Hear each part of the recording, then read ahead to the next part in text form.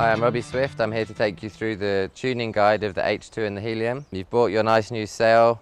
For optimum performance, you hopefully be using an X9 mast. The X6 obviously is a little cheaper, but still an extremely good, very reactive mast. To get the most out of the sail, you really need to tune the sail properly. You've got all these good rig components, and I'm just going to help you to make sure that you get the best performance out of what you've got. The most important thing about tuning any sail is the downhaul. We pretty much design the sails around a certain amount of downhaul.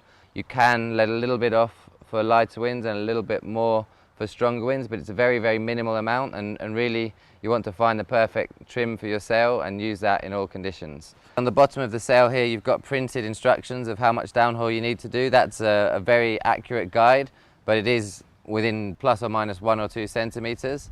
So you need to work out for your own sailing style and for your own particular sail exactly the setting that you need to use. So when you're pulling the downhaul onto a Helium or an H2, they're two very different sails. The Helium is designed for very light air. You're going to want to rig it with quite a tight leech. The H2, if you were to rig it with such a tight leech, that would make the sail feel very heavy because it's more of a performance freeride sail. So you want to release the leech quite a lot so that the sail can spill the wind and you can get the top speed out of the sail. Basically, when you're rigging either of these sails, you're looking at the floppiness of the leech and you're looking at the profile of the sail. As you pull more downhaul, the profile of the sail becomes flatter and the leech becomes floppier.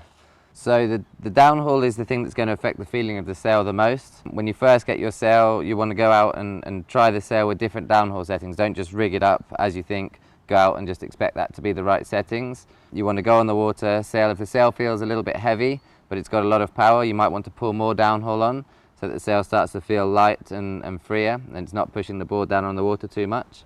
If the sail starts to feel twitchy and like it's lacking power, maybe you're powered up in the gusts but the sail doesn't feel very nice, and then in the lulls you don't really get any power at all, that's probably an indication that you've got too much downhaul on there. So you want to come back to the beach and gradually release little by little. And it's a very responsive tool, the downhaul. If you pull 1 centimeter on the string, you're going to feel quite a lot, and if you were to pull 2 centimeters of movement on the pulley, that's a massive amount of downhaul. So it's a very fine line to get it perfect, but I think it's definitely worth the time when you first get your new sail to go out, spend some time in the water and try and find a downhaul setting that feels right for you, and then memorize how far it is away from the cleat so that you can quickly rig up in future and get out there and have the best time on the water possible for as long as possible. For the outhaul of the sail, this is the setting that you can play with, that you should play with to give yourself more or less power.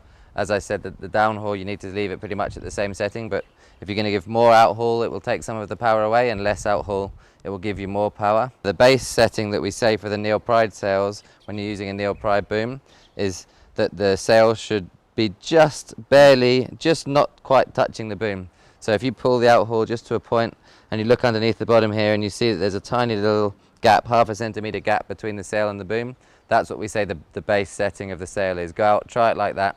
If you feel like there's too much power, then maybe pull a little bit more on. But again, once you pull too much outhaul on, the sail will start to feel twitchy and you won't have a very good wind range. So you want to be careful of pulling too much outhaul on the sail.